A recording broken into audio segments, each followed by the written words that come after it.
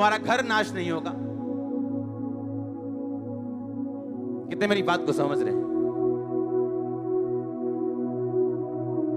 जब मैं अपने बिजनेस में था और अपने बिजनेस से मैं हमेशा परमेश्वर के घर में भेंटों को लेके जाया करता था, हर डे, रोज। तो मेरी फैमिली परमेश्वर के खिलाफ थी उस टाइम। तो वो हमेशा जो मुझे वचन सिखाते या समझाते थे, मेरे ग्रुप के साथ हमेशा लड़ते रहते थे। और एक दिन उन्होंने कहा, तू ऐसा कर, जो तू पैसा लेके आता है अपने घर से, अपने बिजनेस से जो प्रभु के कामों में लगाता है, वो बोना छोड़ दे तू। और इनको मालूम होगा, क्योंकि बिजनेस बढ़ता जा रहा था और मेरी फैमिली बोलती थी, नहीं तो बिजनेस बढ़ता जा रहा है तो बिजनेस में आ, तू तुझे क्या जरूरत है, प्रभु का काम कर, रात को जाके कर, संडे जा, लेकिन हमारे बिजनेस में हमारा साथ दे तू। उन्होंने कहा कि अपने पैसों को बोना तू छोड़ दे, लेकिन ऐसा पॉसिबल नहीं था क्योंकि मैं बिजनेस पे डिपेंडेंट था। एक टाइम आया जब सेवा बढ़ी, मैंने उस बिजनेस को छोड़ा और वो बिजनेस डाउन हो गया। कितने मेरी बात समझ रहे? क्यों? क्योंकि मैं एक नमक की तरह था वहां। आप एक नमक हो अपने घर में। एक दिन आएगा, चाहे अब नहीं, जब आपकी फैमिली आपका थैंक्स करेगी, आपका मोहल्ला आपका थैंक्स करेगा, आपके लोग आपका थैंक्स करेंगे। एक दिन आएगा वो। परमेश्वर ने कहा, तुम पृथ्वी का नमक हो, तुम ज्योति हो। पुराने टाइम में लोग रात को सफर नहीं करते थे, उन्हें मालूम था हमें ज्योति चाहिए, लाइट चाहिए। रात को लाइट नहीं होती थी क्योंकि बिजली नहीं थी होती तब। परमेश्वर ने कहा, तुम ज्योति हो, तुम्हें देख के लोग अगुवाई पाएंगे, उन्हें रास्ता मालूम होगा।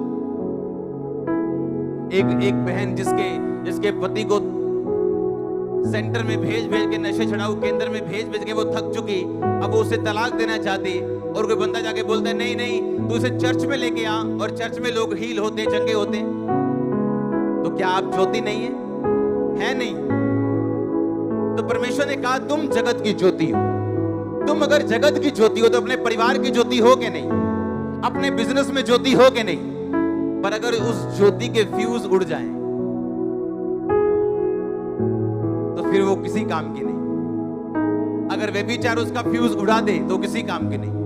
अगर चोरी उसका फ्यूज उड़ा दे, नशा उसका फ्यूज उड़ा दे, तो वो किसी काम की नहीं।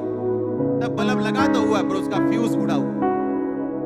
परमेश्वर ने कहा, तुम लेवन हो, तुम खमीर हो, तुम पॉजिटिव खमीर हो। तो खमीर अपने आप को सुरक्षित रखे। अगर खमीर में मिलावट आ जाए तो आपकी मम्मी उसे दही में नहीं डालती। हाँ, अगर खमीर में मिलावट हो जाए तो उसे ब्रेड बनाने के लिए आटे में नहीं मिलाया जाता। खमीर साफ होना चाहिए, खमीर क्लियर होना चाहिए, क्लीन होना चाहिए। सब्जी में आपके कीड़ा लगाओ थोड़ा सा, आप उसे काट दोगे, दूसरी डाल दो। पर अगर नमक में थोड़ी सी रेत डल गई, आप उसे अलग नहीं कर सकते। तो परमेश्वर ने कहा, जिन लोगों ने ज्योति पा ली, पवित्र आत्मा पा लिया, सामर्थ का, वरदान का स्वाद चख लिया, अगर वो बिगड़ जाए, उन्हें नया बनाना अनहोना।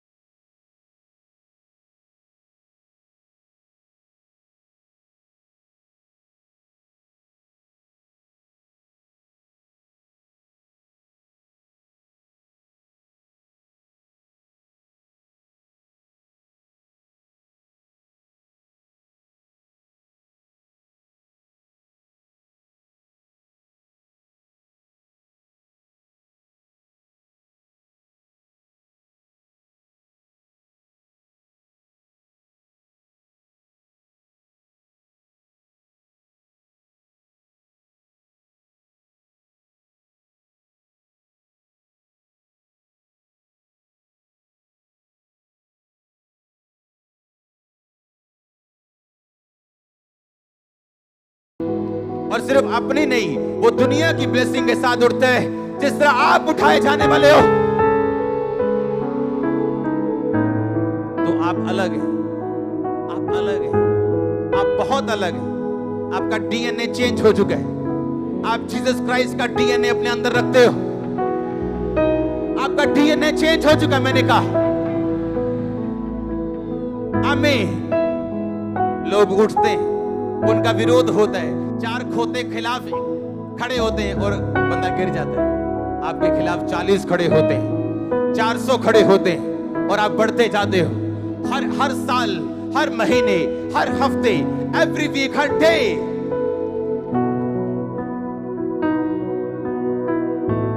आप अलग हो।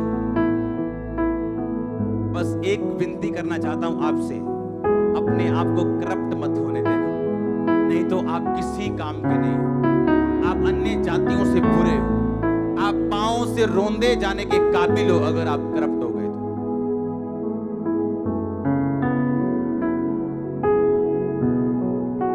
हालेलुया। क्योंकि अगर नमक में रेता और मिट्टी पड़ गई तो उसको साफ नहीं करते लोग। अगर खमीर खराब हो गया तो उसको क्लीन नहीं कर सकते, उसको फेंकना पड़ेगा। अपने आप का ध्यान रखो।